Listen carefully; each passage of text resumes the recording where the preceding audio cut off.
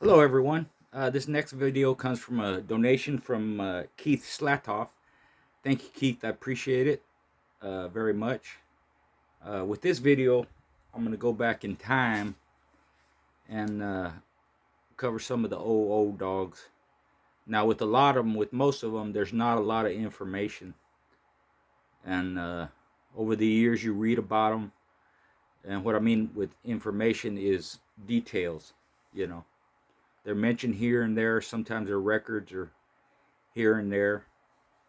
But he wanted, some some mention at least of some of the dogs of the past way from the beginning, you know. And there's literature on them. You have to do a lot of research, and you'll find them in there. One of the great, or a few of the great sources of at least some information would be Armitage's book, the Colby book with some of them, L.B. Hanna, and Richard K. Fox. Richard K. Fox was the owner and proprietor of the Pitbull or the Police Gazette, and it was a sporting magazine way back in the day. Covered, you know, boxing matches, way back to John L. Sullivan. Covered cockfights and sporting events, baseball and football in the early days, and even dog fights. The famous Crib versus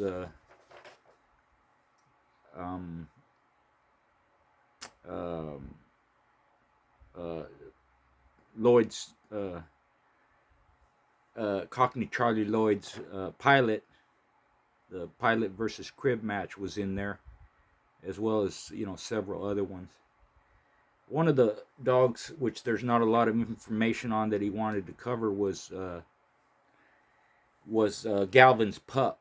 Now, in his day, he was a famous dog, reportedly a 10-time winner, and there's not a lot of information other than that. He was a brindle dog. I don't remember his.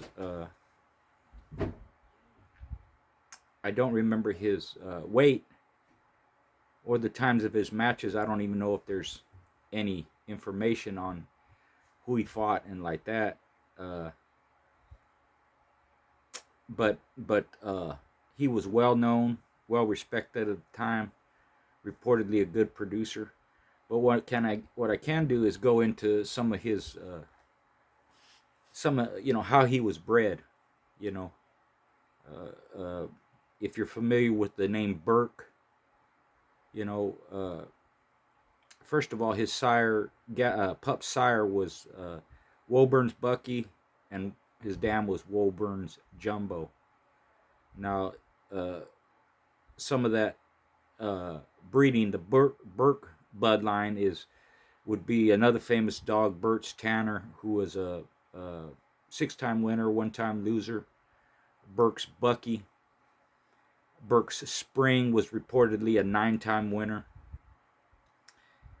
And Pup is not that far removed from the imports that were brought over from the UK.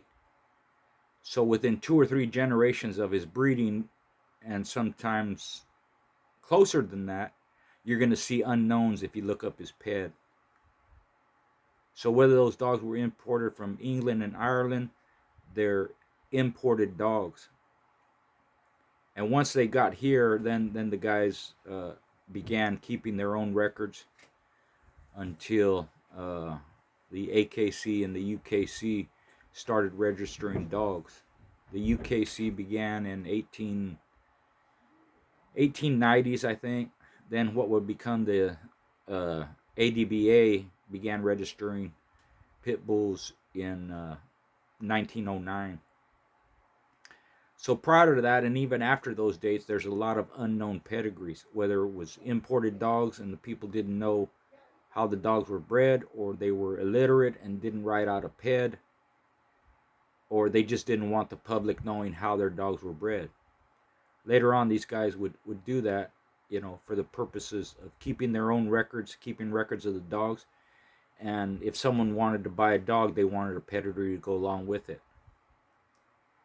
So behind that, you have a famous bitch called the Bobtail bitch. She's bred down from Bobtail Bob. He was a famous, again, another multi-winner white dog with the patches on him, I think.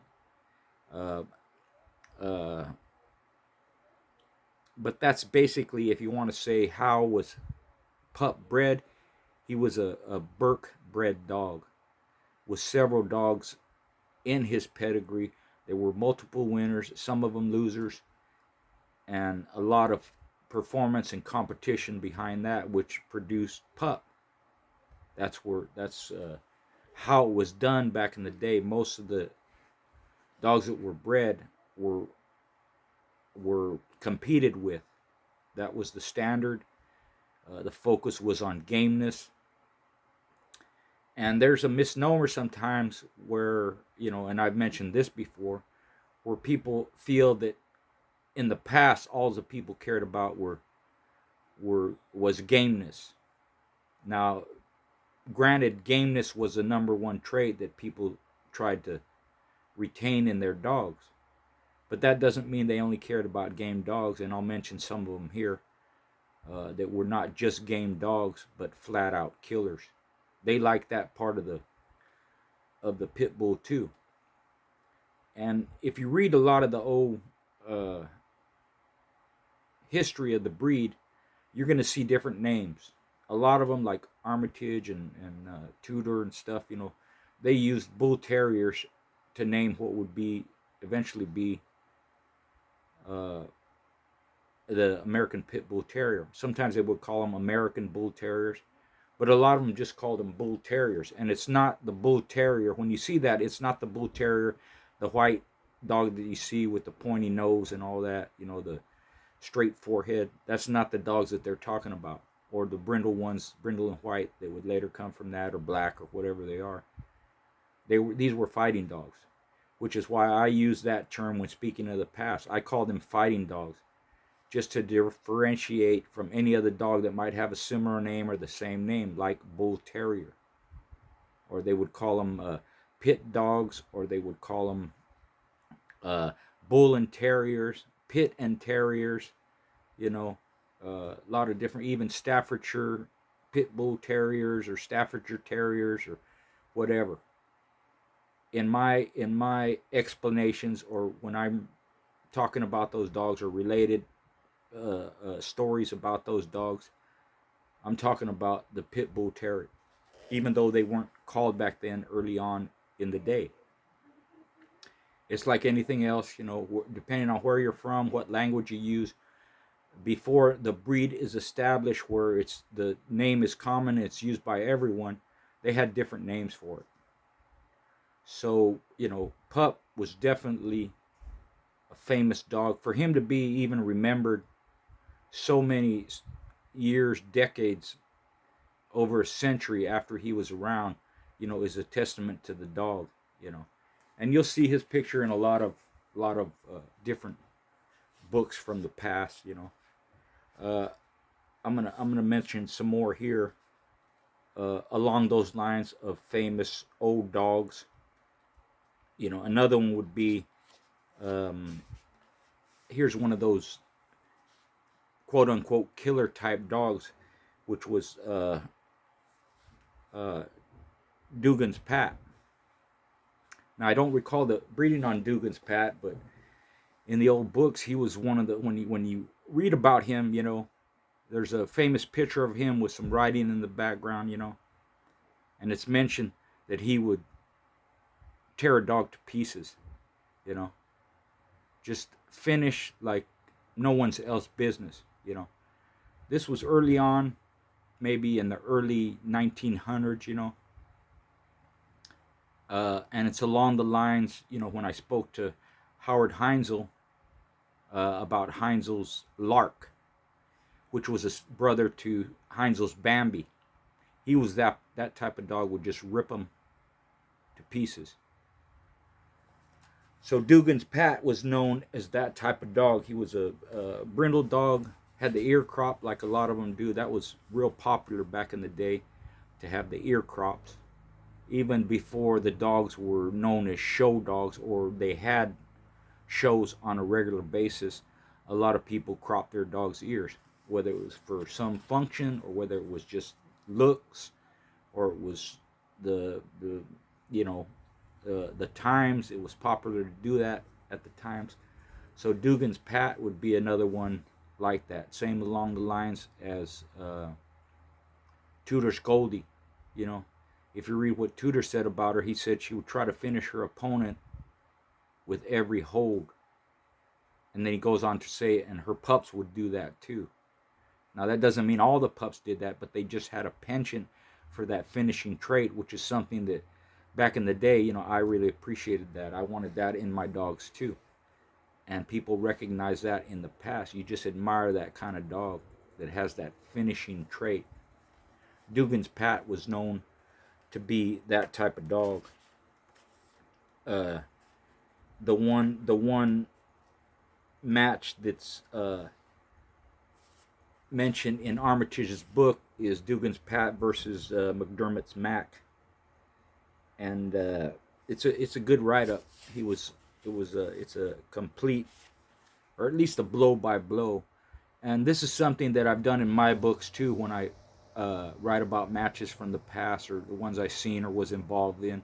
This is where I got the idea to do it because they used to do the same thing in the old boxing magazines, of which I'm a boxing fan, and they would give you a blow-by-blow account. And what you're trying to do when you write that way is you're trying to put the person that's reading it at pit side or at ringside and give them kind of a mind's eye view of what's going on. You can see the punches thrown, or you can see the holds the dogs maneuver and take hold in what they're doing.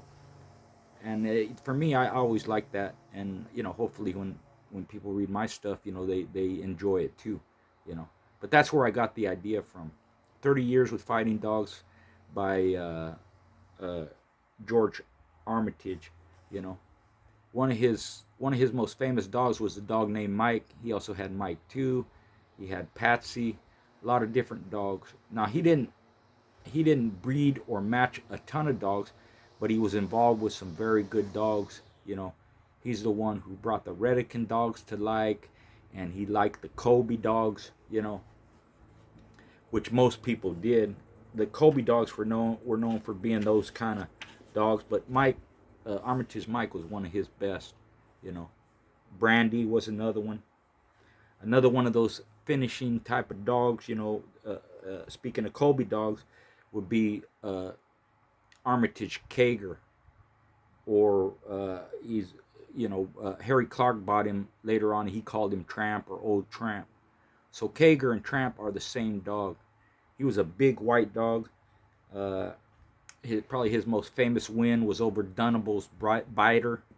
Dunable was another one of those old breeders, competitors that you'll read about back in the day. Now, Armitage didn't get Kager till he was 3 years old, and I think he conditioned and handled him for 1 or 2 of his matches. He won 3 or 4 or 5, something like that. Someone else did him the other times, but he was just known as a terrible dog, you know, very good dog. The story goes the reason he was called Kager was because he used to ride in the back of a beer wagon, and they used to put the beer in big old kegs. So keg, you know, beer keg, Kager came from that. I don't know if that's true, but that's a story that's been written about with Kager. He was just called that as a kind of a way of saying, you know, he rode with the beer kegs, or he was a Kager, you know, because he was right along in the wagon with the beer kegs. So Clark changed his name, and I think Brown owned him too. But they changed the name to Tramp or Old Tramp. You know, his match with Biter, it only went 40-something minutes. You know, I think they were at 46 or 47 pounds. Kager was one of those finishing type dogs, and you'll see him in pedigrees. Again, it's an example of a competition dog, a winner, also becoming a producer. So that would be another one. He's probably one of the, if you look up Kobe dogs in the past, you'll see Kager and you'll see Pincher. You know, Pincher was another one. He was quote unquote 3-dogged when he was 8 years old or something, and still won matches after that. You can read about him too. He's one of the most famous Kobe dogs. Along the lines of Kobe's dime and rifle. Those are kind of the Kobe dogs that I like when I look at Kobe pedigrees, or I look at the dogs in my pedigree that go back to some Kobe dogs way back. I like the dime and the rifle stuff and the pincher stuff,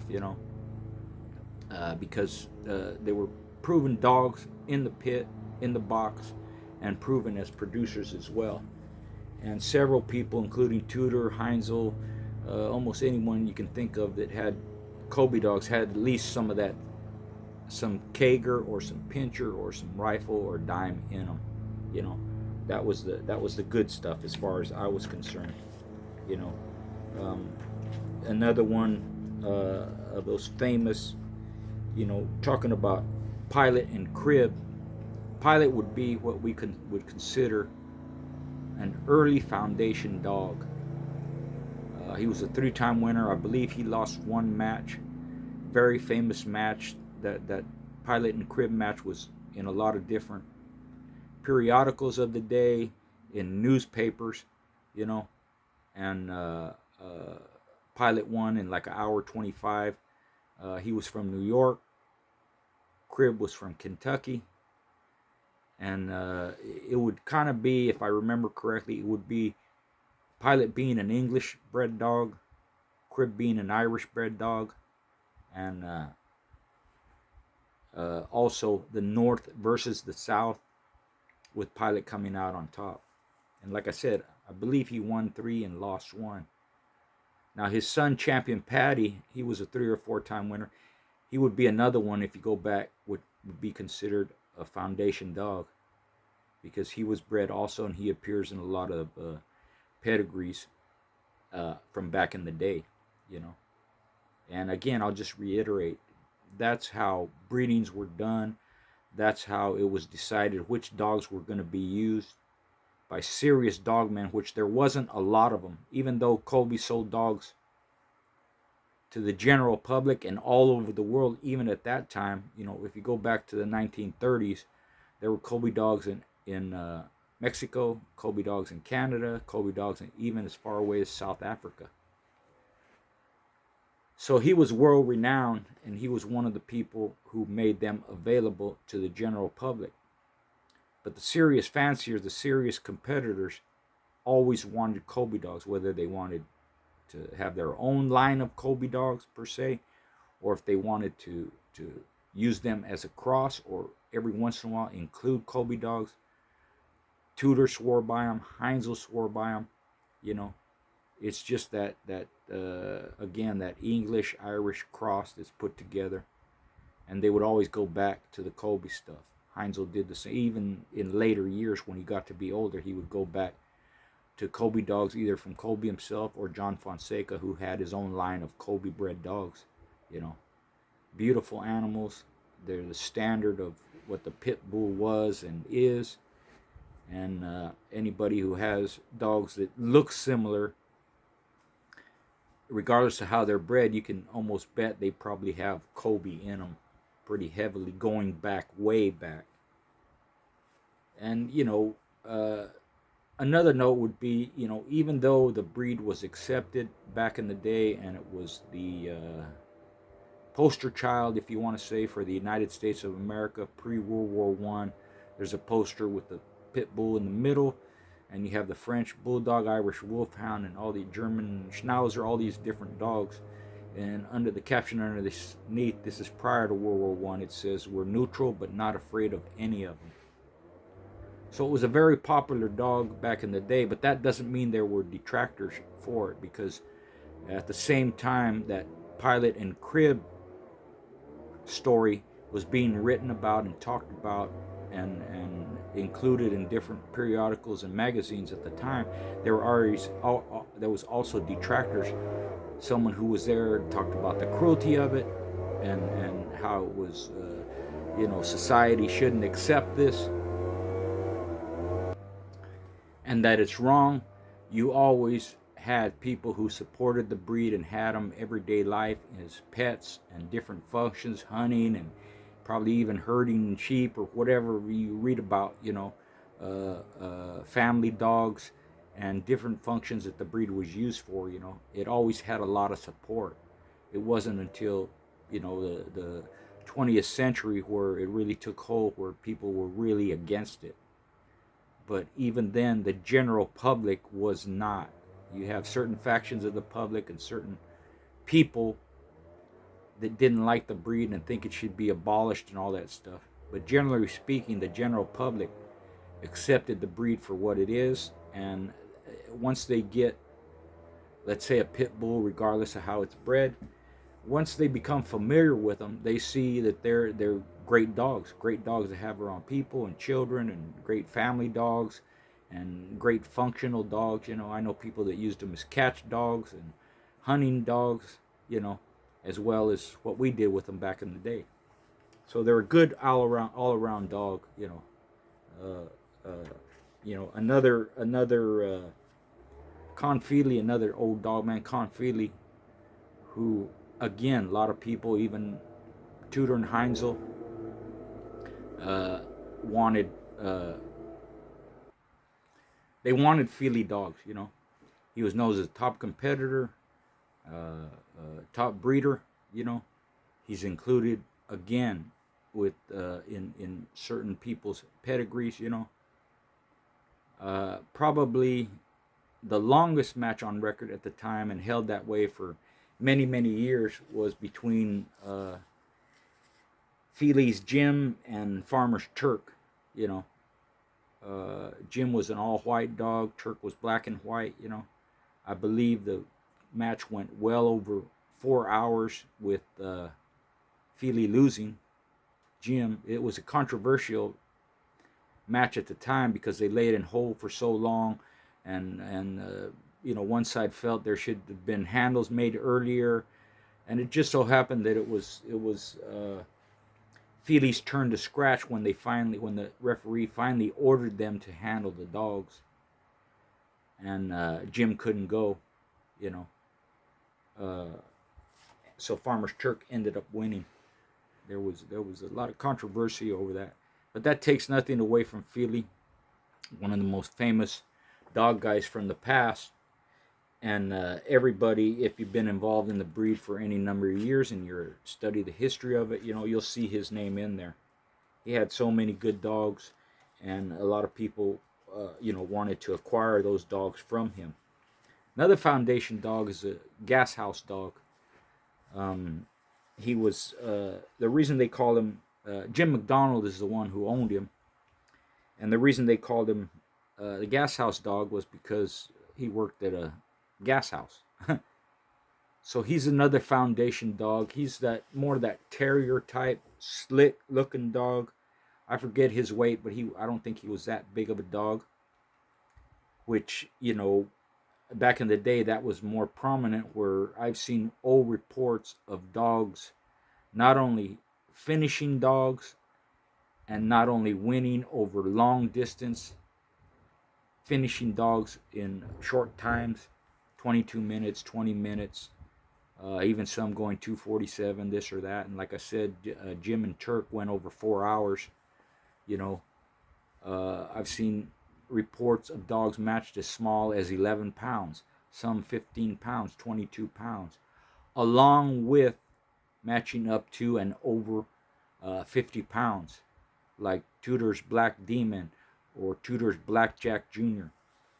Blackjack Jr. is one of the few from back in the day where at least most of his record was recorded. He's reportedly a 9-time winner, but 7 of his matches were recorded. And if you go down the list, and there's pictures of him in hole fighting, this and that. So he was a well-known dog, well-respected dog.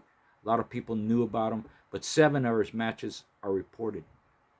He supposedly finished all of his opponents. And he was never matched at weight, meaning you could say all his matches were catch weight dogs, because there's such a variance of weight difference with his opponents. One of them was 10 pounds heavier than him. Some of them are 2 or 3 pounds heavier. Some of them are 5, 6, 7, like that. He was always, from my recollection, always the smaller dog, and his opponents, most, if not all, were bigger than him.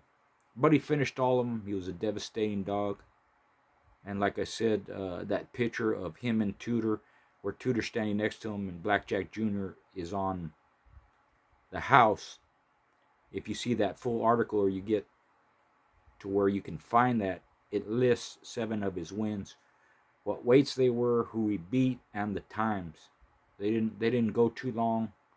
Maybe there may be 1 or 2 near the hour mark or over the hour mark, but most of them were under the hour. And that's also something about, if you go online, you Google it and all that, they mistakenly put Blackjack, his sire, that's Blackjack was patch dog, white with black patches on him. Blackjack Jr. is almost all black with white on his chest. So even though up here, I remember, if I remember correctly, the heading says Tudor and Blackjack, right?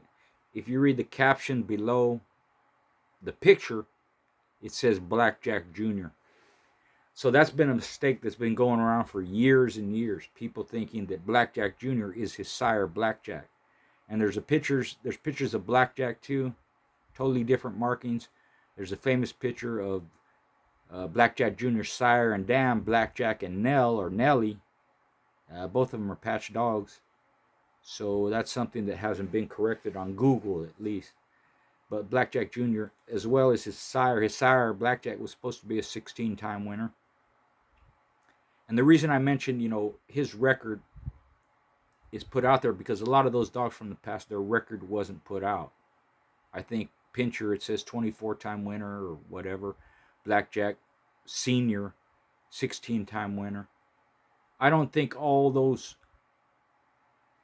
dogs were put through keeps all those times and conditioned and matched like what people did later on, or even at the time. But it doesn't mean they weren't matched for real, and bets were placed on them, and certain weights were met.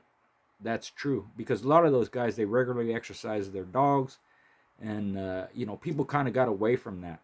A lot of the old timers, especially Tudor, was known to do that. Always have them in decent shape, and have them ready to go.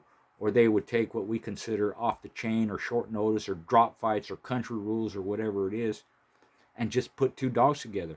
You challenge me, or I challenge you. You go get your dog, I get my dog, or we bring it to the spot, and it's a match. It's on. And a lot of those old dogs, that's why you see those records like that. They may have won 24 times.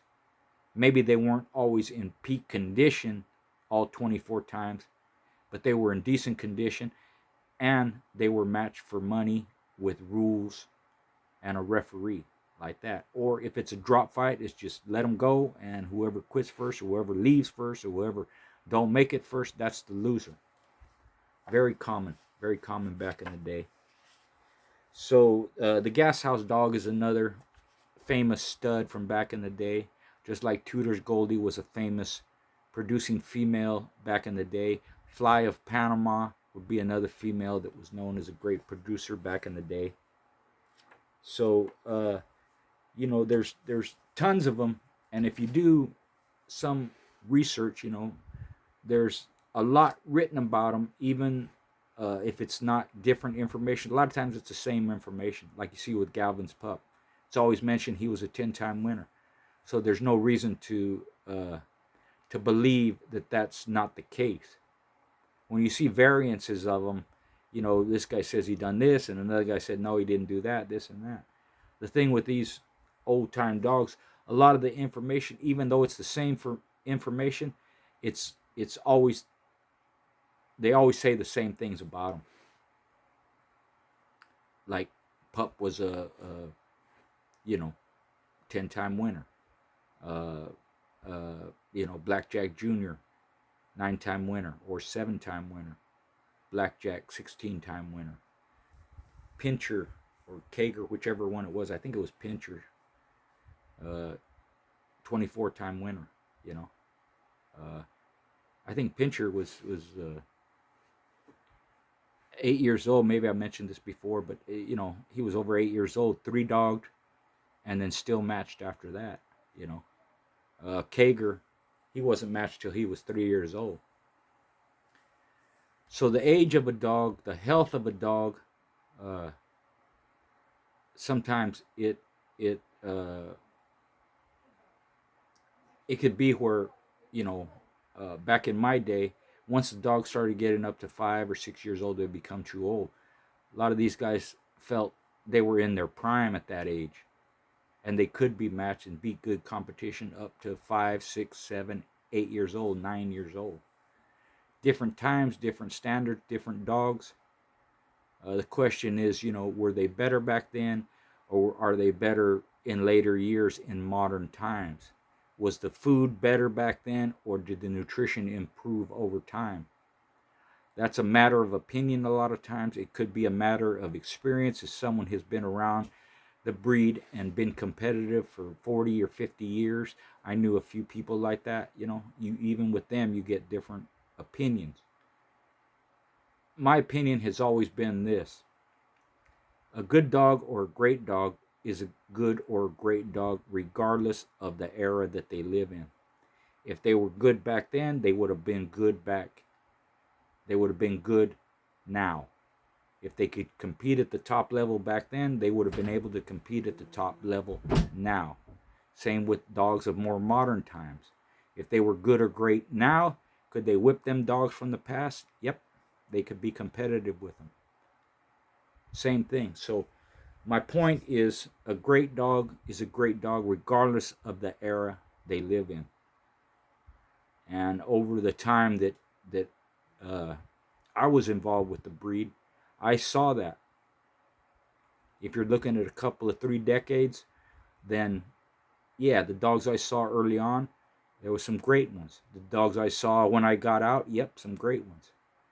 Even though those dogs weren't around at the same time period, could they have competed against each other and won against each other? Yeah. So I think that's true. Even if you're talking about 100 years difference, there's a lot of factors involved. Everybody has their opinion. That one's mine. So hopefully this covered a little bit of what you wanted, my friend, and I hope you enjoy the video. Thanks everybody for your support. The numbers are building up. Thanks for your donations. And I got a new book coming out. We'll put a video out. Me and School Baby will put a video out as soon as it's in. And hopefully you guys will like it. Thank you.